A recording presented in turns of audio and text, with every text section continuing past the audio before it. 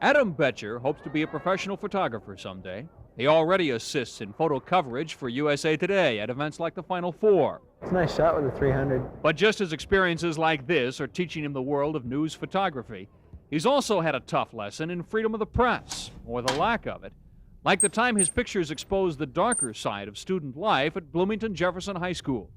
Pictures school administrators didn't want printed. I feel like they pressured me not to publish them. This is the first photograph. Adam captured these pictures of a fellow student being arrested at the annual Powder Puff football game between junior and senior girls. Got a little out of hand, and the police officer came into the scene and tried to stop the student from throwing the objects. I think he had an egg in his hand. And the student resisted, and the cop took him down and arrested him. The scene got really ugly really quick. Adam took some of these favorable pictures of the game a year earlier for the school yearbook, and that wasn't questioned, even though the game, which Adam says typically includes a lot of student drunkenness, is not a school-sanctioned event. When he failed to get these less flattering pictures into the school newspaper, the community newspaper, the Bloomington Sun, picked them up as part of a front-page story on the incident. The editor there says they certainly considered it newsworthy. The administration didn't like it, but all the students loved it. It went around school very quickly. Adam's experience is one which other students point to argue for protection of freedom of the press for high school newspapers. Students like Armstrong High School senior Tony Pupiza, who's on the staff of that school's Odyssey newspaper. Tony has tried to get Minnesota lawmakers to pass a bill guaranteeing student freedom of the press. She says she too has experienced pressure from administrators because of an article of hers which questioned discipline policies. I think that right now, principals can censor things because they disagree with them personally, or they think it would make the school have some sort of negative reputation, but in actuality, they're issues that need to be dealt with.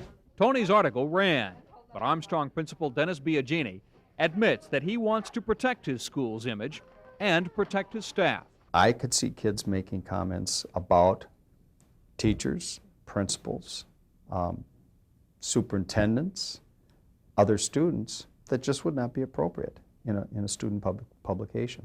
The debate over student freedom of the press has surfaced in Minnesota and a number of other states because of a U.S. Supreme Court ruling in a Missouri case. In that decision, the High Court concluded that school administrators do have the right to censor student publications for educational purposes. That ruling has prompted at least 5 other states to pass laws guaranteeing student freedom of the press.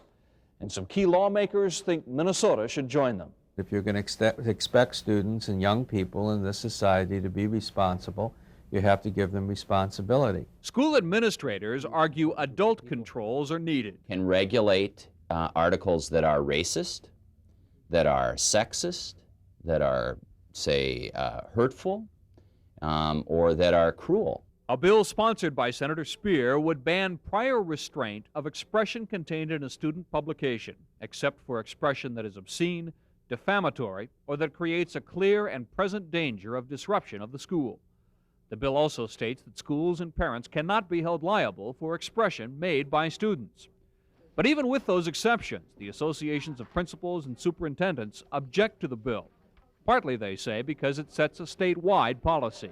We don't have any flexibility anymore of going to the school board and changing it if we want to change it, well, what did you mean, school board? It's what did the state legislature mean, you know, and so then we're off to the district courts. And what about student rights? This is a learning experience. It's supposed to be a learning experience. The debate is over just what we want students to learn from the experience, about journalism, about the value of freedom of expression, and perhaps about who gets the last word, students or school administrators.